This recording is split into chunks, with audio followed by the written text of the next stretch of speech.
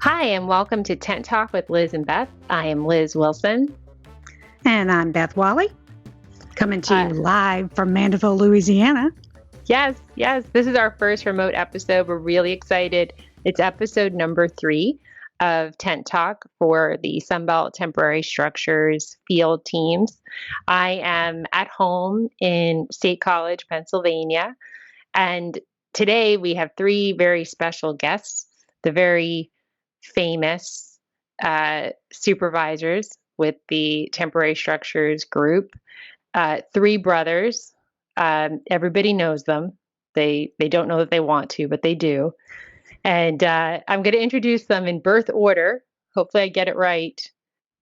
Robert Shoupes, Bobby Shoupes, and Josh Shoupes. Welcome, guys. Yay. Robert, say hi. Yeah. Hello, my name's Robert. I am the oldest. I am out here in Asheville, North Carolina. Hopefully everybody can hear me fine. Yeah, just a beautiful day out here. Well, welcome, Robert. Bobby. Hi, I'm Bobby Shoupes. I am the middle one. I am calling in from El Paso, Texas. Very nice. Thanks for making the time. Fun fact, we had a 5.3 earthquake that happened within 130 miles last night. Oh my gosh. Really? Yeah. That's crazy. How is everybody? We're good. Any issues at the job site? None. Oh my gosh. Did y'all know what was happening when it started? Did you realize what it was? Yeah, I'm on the 4th floor and everything started shaking. It hit pretty good here. And my guys are on the 2nd floor and they just texted me. And I told them it was okay until they see me on the 2nd floor. Oh man, that's rough. Josh, can you compete with that story? I mean, that was like a mic drop moment at the beginning. No, only earthquake that I've had was the one that hit New Jersey last year, and I thought the guys was messing with me, shaking the car while I was in an interview. Actually, it was with you and the other construction managers. Oh man! Oh my god! And I thought they were shaking the car, and I got to look, and there was no one around me, and that's when we realized it was an earthquake. Oh my gosh, that's terrifying. So what part of the country are you in today, Josh? I'm actually in Memphis, Tennessee. We are in the process of packing up and moving to a new house. So. Oh, wow. That's exciting. Congratulations. Thank you.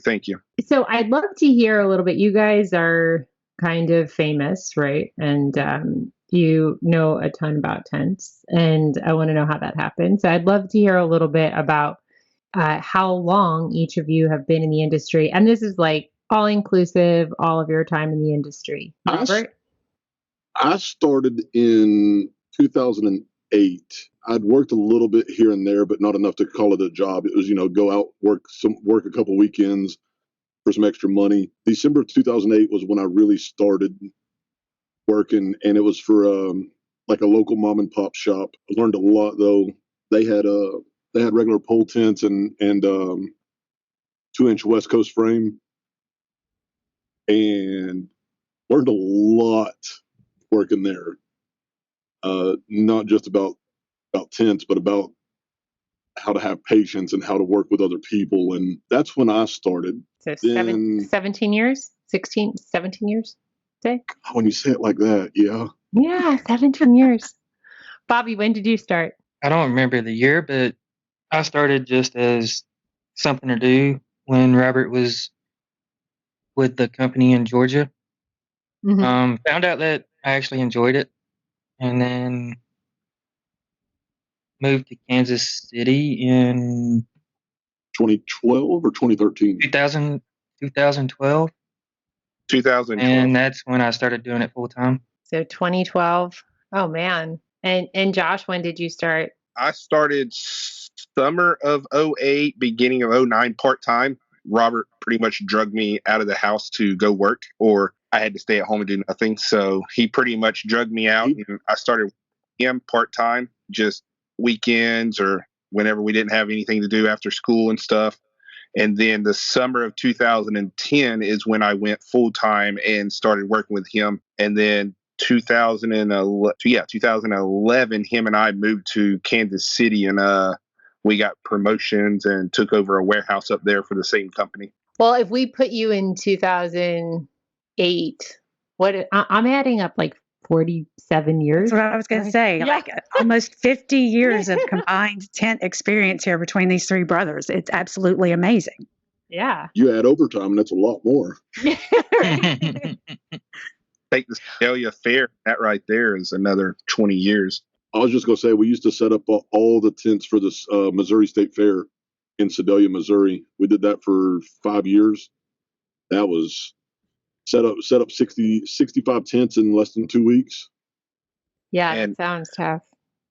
And 1 year, as soon as the biggest tent was up, we got to look, and it was just Robert and I and 20 temps, and the other main guys left and went back to Georgia and just left us with all the other tents and structures to put up. So what did you learn in doing that? Like, because I feel like working with folks that are not skilled is like, that's a whole other ball game, you know? What I personally learned when it was just me, Josh, and all those temporary guys is you do the first 2 tents or the first 2 whatever you're doing, and you're showing them what to do. You pay attention to who is learning it, and whoever learned it the fastest or the best, you would take them and say, all right, you take these 3 guys, and I want to see what you can do over there. Y'all go set up this smaller tent. Same thing, just a smaller concept. Mm-hmm. You know, so you learn really quick, or you get really tired because you're going to end up doing all the work. If you can split up your group and say, hey, you're good at doing you've learned. You take these 3 guys. You take these 3 guys. Divide and conquer. Right. That's what I took from it. And that was a long time ago, right? So I'm sure like you've had a lot of tough jobs since then, right? Yes. Yeah. Yeah. Do any of you want to tell me about like a particularly challenging job, maybe something that pushed you outside your comfort zone? Me and Josh was on the same job in Kennesaw, Georgia. That lasted 36 hours straight. Oh my God, that does not sound safe. You didn't get any sleep?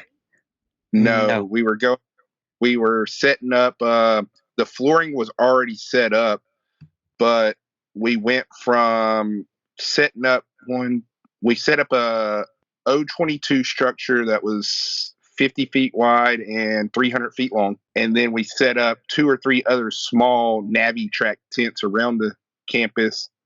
And it wasn't so bad, but every top we went to go pull on, it felt like it was made an inch too skinny. Oh, so geez. it was 2 hour, like we had all the frame built and in the air in no time. And then it just felt like it took an hour or 2 hours to pull each top on. I remember those O22 frames because I used to have them in my inventory, and I had a problem with pulling tops 100% of the time. Like, always. Bobby moved from Kansas City back to Georgia and helped me run that warehouse because I was one of the lead supervisors there. I did sales, and I was doing all the scheduling and everything. So I was basically the operations manager, a sales rep, and a supervisor all in the same thing. And the people that ran that warehouse before us had a fun habit of cutting slits in it whenever it falls out. So that's what was taking so long. It was fun. It was fun. Oh, geez. And then, not to mention, that night it got down to, I think, 50 degrees, and every other top was a clear top. Oh my God. I don't miss those at all because that was like when we were in the special event like industry. Like you don't see the clear tops anymore now. It kind of builds your frustration tolerance, right? Like for future. You're ready for what happens after that. I have a question because I'm just curious here. Which one of y'all do you think has driven the furthest across the country? Josh don't drive. He rides. I feel like that's mudslinging. He sleeps in the pasture. Is that accurate, or is he just talking all kinds of nonsense? Oh, Josh. That's accurate. It's accurate. Yeah. What was the next question? You have a chauffeur. No, it's just I don't want to say babied, but when I first started, I wasn't old enough to drive. So I remember one time Robert drove from Atlanta to Kansas City. We unloaded the box truck, went over to about an hour from the warehouse in Kansas City, helped the guys set up everything for 3 or 4 hours, and then got back on the road. And I remember waking up in Atlanta. That still wasn't the longest trip. I thought you were going to talk about the trip where we had just moved to Kansas City. We drove in the box truck, took the box truck from Kansas City to St. Louis, unloaded some stuff, loaded some stuff up, then drove from Kansas City to just outside of Atlanta to that warehouse, unloaded some stuff, loaded some more stuff, then drove up the eastern seaboard to Marlboro. Is it Marlboro, Maryland, or Upper Marlboro, Maryland? Picked up some supplies there. Drove up to Providence, Rhode Island. Picked up some stuff there, and then drove all the way back across to Kansas City. That is a lot of road time. The best part about that trip, though, was the only part that Josh drove. All right.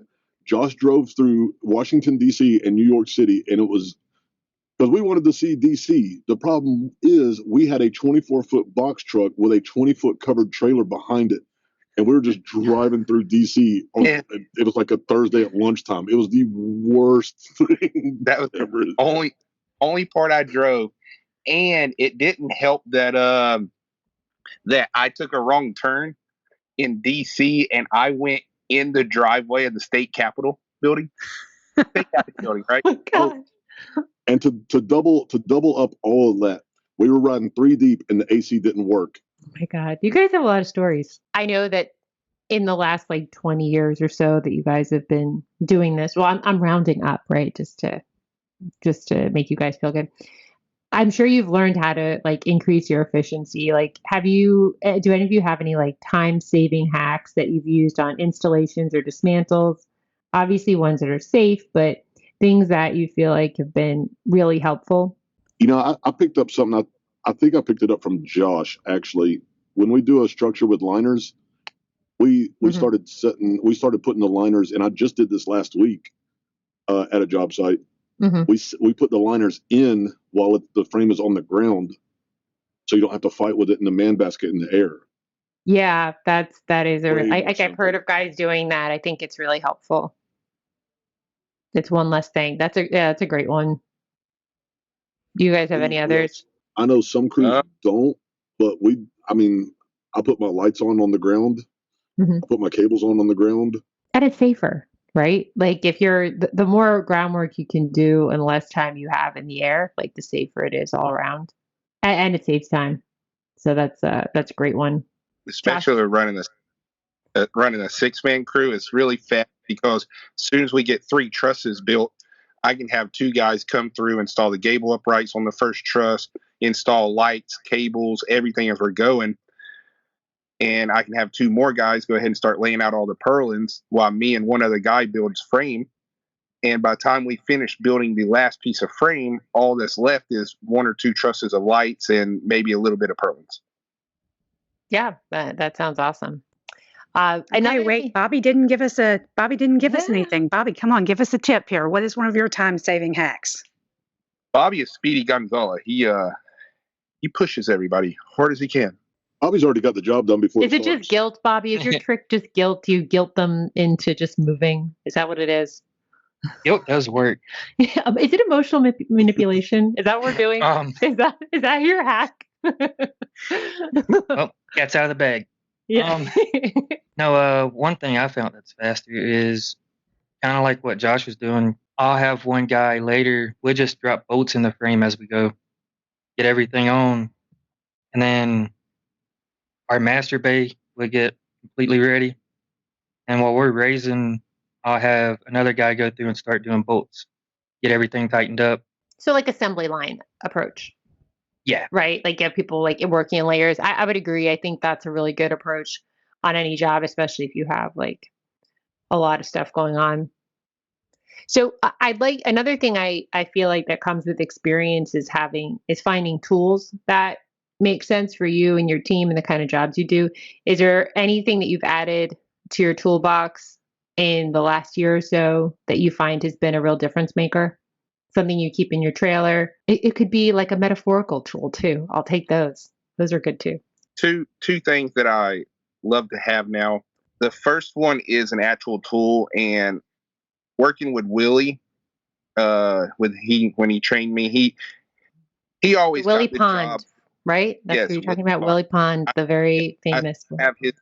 I still have the stickers on my trailer with his initials on them. And he showed me a lot of stuff because I don't think he ever got a normal job where you could just go out and do something, like get out, start putting in base plates and stuff. It was always, I remember one job where we had to push the semis out with the forklift because the grade on the driveway, Bobby was up there with us. 4 of us did a job that was supposed to take a week and a half. We did it in 5 days. And that was including the client not being ready for us until day 2.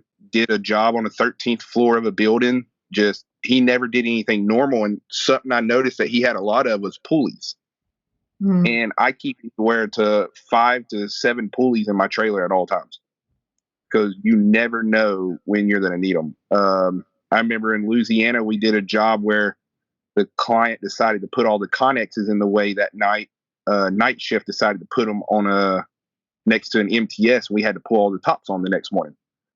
So we had to hook up 2 pulleys at the bottom of the frame, 2 pulleys on the connex, another pulley on a forklift just so we could pull on tops. Because we didn't have creative. the roll bar. Yeah. So pulleys is a massive help to us, especially on tight job sites. And they really help us out. But the second thing was, it's not huge, but the guys said they liked it and stuff, is I went online and found a bunch of quotes that go hand for hand with our industry. And I wrote them on the guys' locker.